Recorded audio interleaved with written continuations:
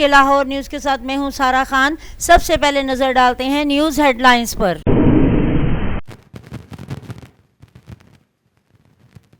قومی وقار کا نشان پاکستان کا ترانہ۔ افغان قونصل جنرل محب اللہ شاہ نے سفارتی آداب کی دھجیاں اڑا دیں۔ پشاور میں تقریب کے دوران قومی ترانے کے وقت ڈھٹائی سے بیٹھے رہے۔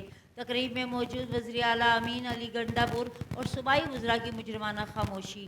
عوام کی طرف سے افغان قونصل جنرل کی ملک بدری کا مطالبہ۔ افغان ناصب الامور کی دفتر خارجہ طلبی۔ پشاور میں وزیر اعلیٰ امین گنڈا پور کی میزبانی میں تقریب کے دوران سفارتی آداب کی خلاف ورزی پر افغان قونصل جنرل محب اللہ شاکر کے خلاف احتجاج ریکارڈ کرایا گیا۔ ترجمان دفتر خارجہ۔ خیبر پختونخوا میں ہر شعبہ بدحالی کا شکار۔ آڈیٹر جنرل کی رپورٹ نے صوبے میں گورننس کا بھانڈا پھوڑ دیا۔ بدعنوانی اور بے ضابطگیوں سے متعلق ہوشربہ حقائق کی رپورٹ منظر عام پر آ گئی۔ 2800 ارب روپے سے زائد کی کرپشن۔ ٹیکسوں، خریداریوں سمیت دیگر شعبوں میں بھی اربوں روپے کی بد انضامی اور بے ضابطگیاں۔ روس کے نائب وزیر اعظم آج سرکاری دورے پر اسلام آباد پہنچ رہے ہیں۔ اعلیٰ سطح وفد بھی روسی نائب وزیر اعظم کے ہمراہ ہوگا۔ وفد صدر آصف علی زرداری، وزیر اعظم شہباز شریف اور نائب وزیر اعظم اسحاق ڈار سے ملاقات طے کرے گا۔ دورہ دونوں ملکوں کے درمیان دو طرفہ تعلقات کے فروغ میں معاون ثابت ہوگا۔ ترجمان دفتر خارجہ۔ قرۂ ارض کو صاف رکھنا ہماری بقا کے لیے ناگزیر۔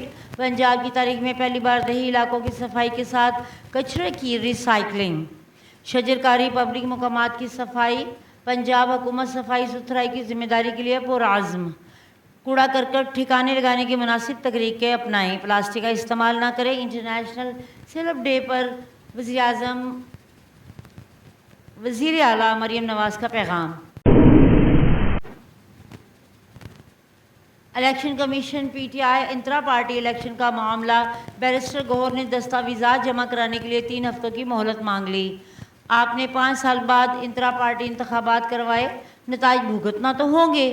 ممبر election commission Khyber Pakhtunkhwa justice اکرام اللہ ریٹائرڈ بیرسٹر گوہر سے مکالمہ۔ سماعت 2 اکتوبر تک ملتوی۔ ایس آئی ایف سی کی معاونت سے white oil pipe line project میں پیش رفت۔ 473 کلومیٹر طویل white oil pipe line project کے لیے فریقین کے درمیان معاہدہ طے پا گیا۔ پائپ لائن موٹر وے کی متوازی ماسٹر کیس سے تالی ترجمہ کے درمیان 2 حصوں پر مشتمل۔ منصوبے کے تعمیر سے تیل کی کمی لاگت اور ہموار سپلائی یقینی بنائی جا سکے گی۔ پاکستان اسٹاک مارکیٹ میں تیزی کا رجحان۔ کاروبار کے آغاز پہ 100 انڈیکس میں 648 پوائنٹ سے زائد کا اضافہ۔ انڈیکس 80,000 کی حد عبور کر گیا۔ امریکہ میں پاکستانی سفیر رضوان سعید شیخ کی زیر صدارت قونصل جنرلز کانفرنس کا انعقاد۔ پاک امریکہ تجارت میں اضافے کے لیے حکمت عملی پر غور۔ اوورسیز پاکستانی ہمارا قیمتی اثاثہ ہیں۔ شہریوں کے مسائل کے حل کے لیے ہر ممکن کوشش کی۔ جرنلز اور ٹریڈ آفیسران تجارتی امکانات اور خصوصی توجہ دیں۔ اقوام متحدہ میں پاکستان کا فلسطینیوں کے حق خود ارادیت کے لیے عالمی عدالت انصاف کے فیصلے پر عمل درآمد کا مطالبہ۔ سلامتی کونسل پر اسرائیل کی جاری بربریت اور رکوانے اور فلسطینی کاز کی حمایت کے لیے ٹھوس اقدامات پر زور۔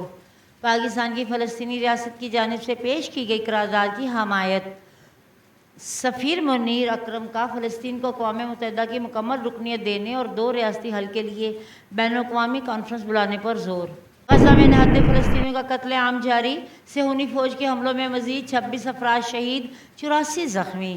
البریج پناہ گزیں کیمبر اسرائیلی فوج کی بمباری سے 7 افراد شہید۔ رفح میں ایک دھماکے میں 4 اسرائیلی فوجی ہلاک۔ حزب اللہ نے پیجرز دھماکوں کو اسرائیلی جارحیت قرار دے دیا۔ ان دھماکوں کے لیے جدید ترین ٹیکنالوجی کا استعمال کیا گیا۔ اسرائیل کو اس حرکت کی سزا ضرور ملے گی، حزب اللہ کا اعلان۔ منگل کو لبنان میں حزب اللہ کے زیر استعمال پیجرز بیک وقت پھٹ گئے تھے۔ دھماکوں میں کم از کم 9 افراد جاں بحق اور ایرانی سفیر سمیت 2700 سے زیادہ افراد زخمی ہو گئے تھے۔ شمالی کوریا کا ایک ہفتے میں بیلسٹک میزائلوں کا دوسرا تجربہ، میزائل 400 کلومیٹر تک مار کرنے کی صلاحیت کا حامل۔ پیو یونگ کے جارحانہ اقدامات جزیرہ نما کوریا کا امن شدید خطرات سے دوچار ہے، جنوبی کوریا کی مذمت۔ 18 ستمبر 1965 جنگ کا 18واں دن، دشمن کے تباہ شدہ ٹینکوں کی تعداد 453 تک پہنچ گئی، 106 جنگی طیارے بھی ملبے کا ڈھیر بن چکے تھے۔ کیمکرن میں دشمن کے 4 حملے ناکام، فاضلکا، راجستھان اور لکھنؤ کے مقامات پر پاک فوج کی فتوحات، پاک فضائیہ گالا بیس پر حملہ، 4 کیبنز بمبار طیاروں اور تنصیبات کو راکھ کا ڈھیر بنا دیا۔ مودی کے بھارت میں کوئی محفوظ نہیں، منی پور کی خواتین کی انسنی داستان۔ معصوم خواتین 1 سال سے اپنے بچھڑے ہوئے کے لیے انصاف کی منتظر، ہزاروں مائیں، بہنیں، بیوائیں اور بیٹیاں انصاف کی متلاشی، لیکن مودی کا انصاف خاموش۔ مودی اب بھی عالمی سطح پر جھوٹی اور کھوکھلی بھارتی جمہوریت کا دفاع کر رہا ہے۔ کے لیے اتنا ہی، مزید خبروں سے باخبر رہنے کے لیے دیکھتے رہیے SK لاہور نیوز۔